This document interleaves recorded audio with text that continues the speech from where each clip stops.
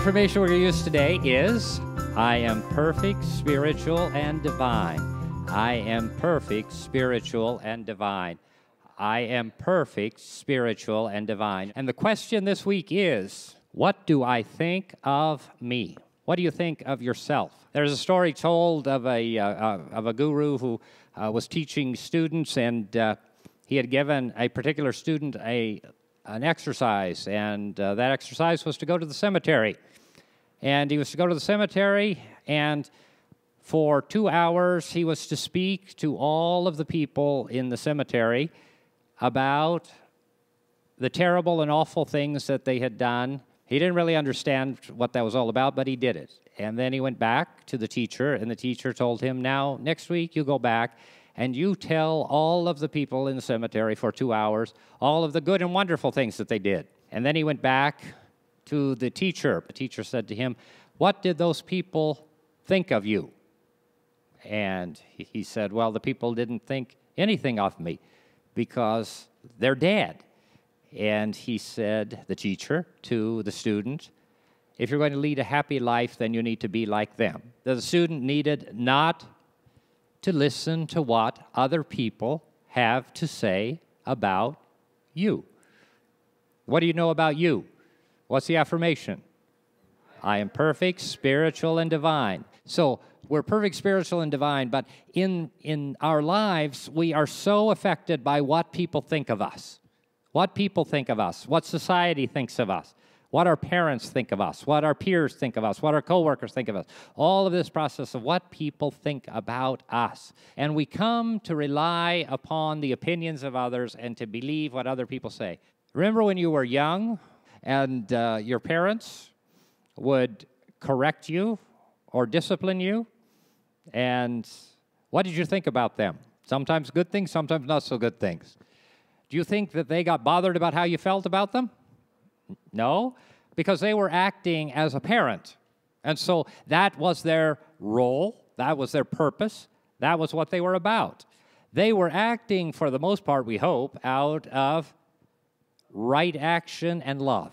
It wasn't a decision that was being made because they wanted to hurt you. It was a decision that was made because they wanted to help you. And in that, they didn't get concerned about how you felt about them. Your parents were doing what was right when they were trying to correct you or do what they were doing, despite what you thought about them. Most of us have been taught a lot of negative things about ourselves. And what do we say? That's the twist of New Thought practical spirituality, which we say is consistent with the teachings of Jesus Christ, which was the actual action and thought and teaching is, what's the affirmation? I'm perfect, spiritual, and divine. Do you make mistakes? Do you do things wrong? Sure you do. But are you born into a natural state of or a condition? The reality is that the presence and power of God created all that is, including you and me, as what? Good. Say, I am good. I am good. All of us at different points of our lives, because at different points in our lives, we've come to believe that we're not good for whatever reason. That is a fundamental teaching of New Thought practical spirituality. I am good. I am good. I am good because I'm created in the likeness and image of who? God. And if I'm created in the likeness and image of God, then I am good. So where does this whole idea of I am bad come from? Well, it comes very simple. It's very biblical. Read Genesis. What happened was people misbehaved. Well, because they misbehaved didn't make them bad. It made them do bad things. And it made them human. Yeah, exactly. And then they became more and more human and less spiritual. What happened if mom and dad felt that way when you misbehaved? I don't want to correct that child. I don't want to train that child. I don't want to educate that child because they may not like me. And yet we go through the process of life in that mentality. We're afraid. And you know what the key to that process, the key to that whole thinking is? It's that word, fear. We're afraid. But we don't operate out of fear. We operate not only out of faith, we operate doing that which is right and good. Because doing what's right and good is a part of the teaching. And that allows us to see ourselves as perfect, spiritual, and divine. A number of years ago, as many of you know, we all work outside of the church, and so I have been involved in healthcare for a long, long time. And my company was approached by several banks, and the banks had loans on nursing homes and hospitals. And what the banks would do was they would contract with our company to go out to those nursing homes and those hospitals and to speak to their boards and owners and to tell them that unless they did certain things, the bank was going to foreclose and they were going to take over their business. So it wasn't a happy thing to do. And so in every situation, the people that we were working with were unhappy and were stressed.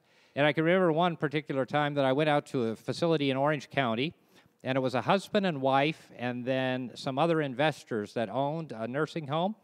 And it was a beautiful, wonderful place where they'd spent all of their life, poured their heart and soul into this facility. And I can remember walking in the door of that facility, and they were standing in the corridor of their own business in their own hospital, and there I was, this young man standing in front of them, and the wife said to me, "You are not welcome here." The reality at that point in time was what they thought of me was not important. What was important was what I had to do. From that corridor experience, we moved into a boardroom where the other investors were, and I was greeted with a little more animosity. And that meeting actually ended with somebody picking up a portfolio and hurling it across a conference table at me as I got up and left the room. In about 3 months, we were the best of friends. We were the best of friends. And we were the best of friends because what happened was what needed to happen, and it had nothing to do at all with the way people felt. What do we know about New Thought? We look beyond what? Appearances. We look beyond appearances to the reality and truth of that which is. We are called to see beyond the appearances and to know who and what we are. And if we know who and what we are, then the affirmation that we share today is absolutely true. The affirmation is, I am perfect, spiritual, and divine. Let's say that 3 times. I'm perfect, spiritual, and divine. I am perfect, spiritual, and divine. I am perfect, spiritual, and divine. And the opportunity that I have, just as the opportunity that you have, is this opportunity of self-examination to look at that which is within and see if that which is within me, within my heart and within my mind, and within our hearts and our minds, is reflective of the truth. And if it's not the truth, then it's a lie. And if it's a lie and we're living it, then we're living a lie. If it's a lie and we're saying it, then we're telling a lie. And so sometimes people hate us or dislike us or say things about us when, in fact, that's not what they mean, but that's all they can do. Just like that lady. That's all she could do. Her life was being taken away from her, and all she could do was express how angry and helpless she felt she was. But that didn't change the fact. And if I had let, or the bank or anybody had let that response change the fact, then we wouldn't have been doing what is right. And going back to that story, those people remained my friends for a long, long time, and they had employees, and they had success, and they had many, many wonderful blessings that they brought into the entire community. The alternative would have been for it to be broke and shut down and shuttered. The good news is that you are perfect, spiritual, and divine. The good news is that what people think of you and of me doesn't really matter. The good news is that we have within us the ability to know who and what we are. So this week, sit down for a few hours and think about what you think about yourself. And think about whether or not you act and react today because of your fear of what people are going to think. And if that's the case, then you're not able to do what's right. There's a great book for those of you who, some of you will know it. It's still in print, and our good friend, Terry Cole Whitaker, and it is titled, What You Think of Me Is None of My Business. And it's a magnificent and marvelous book, and it's all about just what I talked about. Great book. Maybe we'll have a big resurgence of that book because of that.